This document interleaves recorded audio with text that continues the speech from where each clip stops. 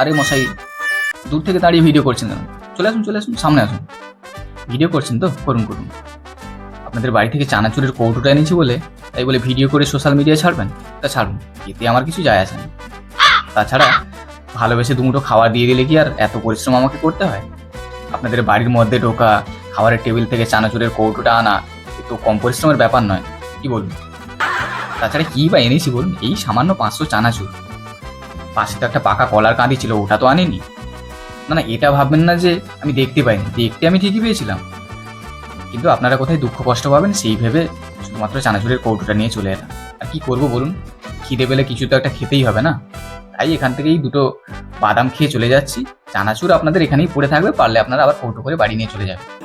আমরা এই সমস্ত আনহেলদি জিনিসপত্র খাই না, বুঝলেন? আমরা খুবই হেলথ কনসিয়াস। পারলে আপনারাও হেলদি জিনিসপত্র খান, শরীর ভালো থাকবে, মন সুস্থ থাকবে, আর দৌড়ঝাঁপ করতে পারবেন, বুঝলেন? অনেকদিন সুস্থ থাকবেন। হেলদি জিনিসপত্র খান, কি বললাম? হেলদি জিনিসপত্র খান, মনে থাকবে।